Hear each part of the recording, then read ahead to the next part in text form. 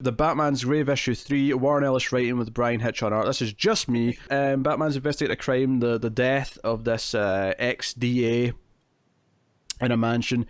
And Batman's looking at the crime. Much like the last issue, it was a very quick read because there's a good portion of it where once a fight scene takes place, it takes up like half the pages of the book with no dialogue.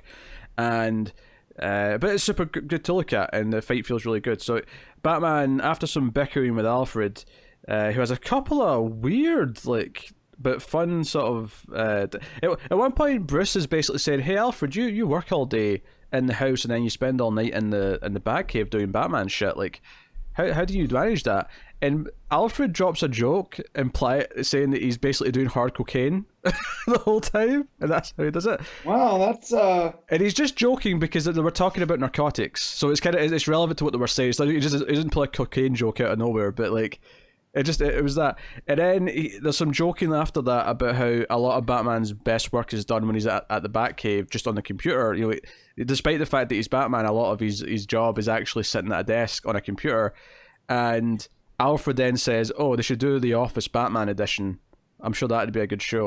Like, there's a couple of weird cracks from Alfred in this issue, but I'm not going to say I didn't chuckle at them. So he goes to the mansion where this guy lives.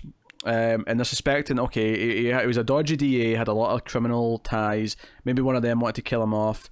He goes in, once he gets to the mansion, it's completely silent, and it's him searching, you know, very, very methodically through the mansion, and he eventually comes to the guy's office, and he's attacked by this big guy in a silly mask and suit.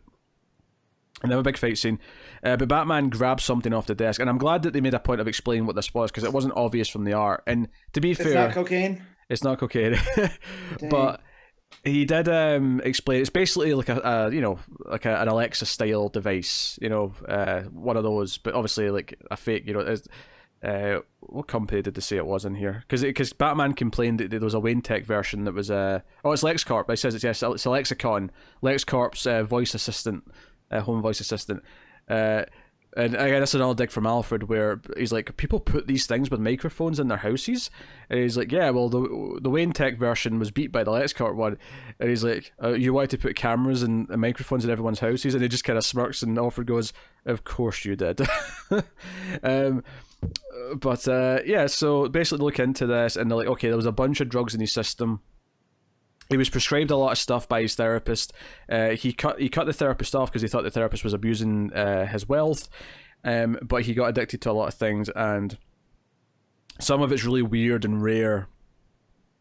And they're looking into this, and maybe this other villain who showed up to fight Batman was also there to like grab this voice assistant. But that's what they're looking into.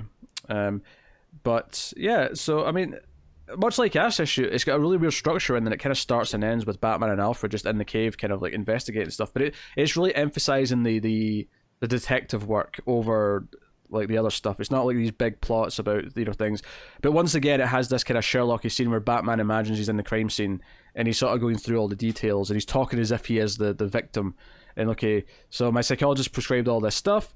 I realized that he's maybe abusing me, and then I cut him off. But I'm already addicted, and I might as well finish everything.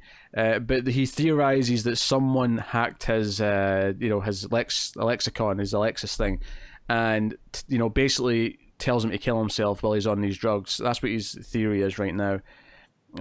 So he's going off to look into things, and that's where the issue ends.